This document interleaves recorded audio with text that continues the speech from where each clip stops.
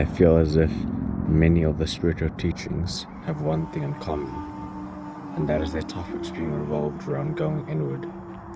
Some could argue that there is no inward or outward, as both are perceived from the same place.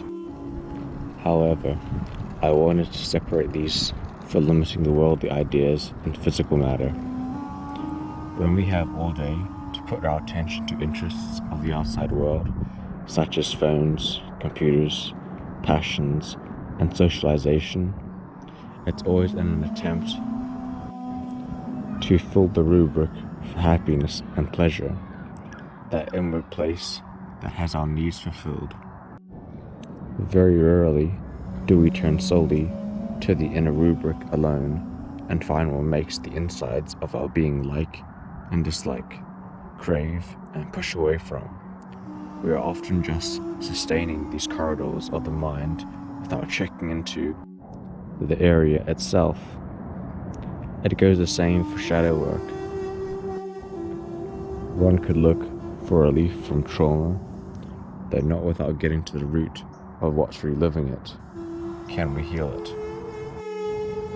The same as goes for the part of our spirit that is aligning with universal creation.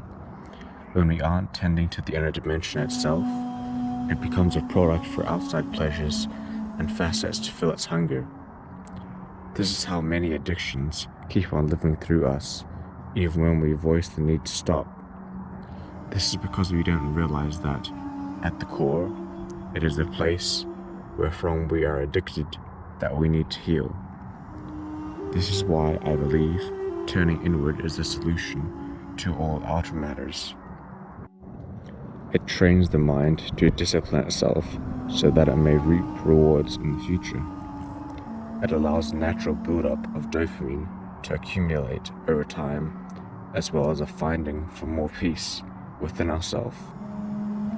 Imagine taking the part of you that wants to fulfill its needs through some outer course and replacing it with an internalization that brings peace without the need to constantly want for more. This part of ourselves doesn't live through the ego. Since we are conscious of the need to search outward, what parts of ourselves that want to be turned inward can be highlighted through awareness. When there's a solution to what's having our spirit fade, there's a solution to the temporary replacement which is shadowing our light. When we focus on the part of ourselves that wants to be happy, we automatically become happy, as we are no longer focusing on the crutch for it.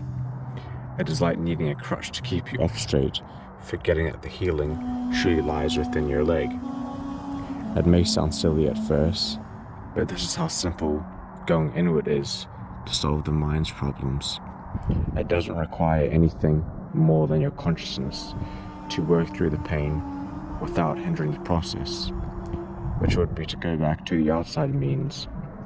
For example, if you struggle with eating too much food, to calm the nerves, allowing the part of the mind that takes control over your decision making is the part that needs to be made aware of, not the urge, what can I do about it, type of questions.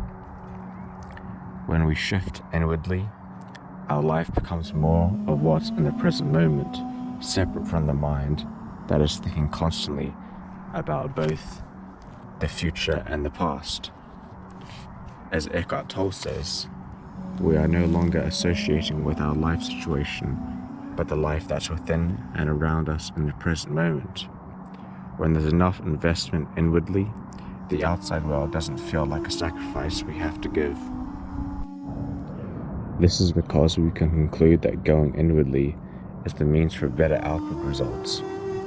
It is because we have been so accustomed growing up to find happiness outside of us and pleasing our elders or getting good grades. What this teaches over a period of time is a form of self-sacrificing, meaning that we neglect and oftentimes forget the inner dimension to our beings. To break hold from these illusions is literally one step away. And that's looking within the person's psyche. You don't have to take the multiple steps and procedures you get from having turning outwards to make ends meet. Our change in consciousness can't revolve an opening for another mask or another crutch. We have to bring what's inside of us to light. There's only what's unconscious that can be made conscious, and this is what I believe we can use to heal our soul. It's what's shifted inwardly that can heal and bring peace. Spreading much love to all. Peace.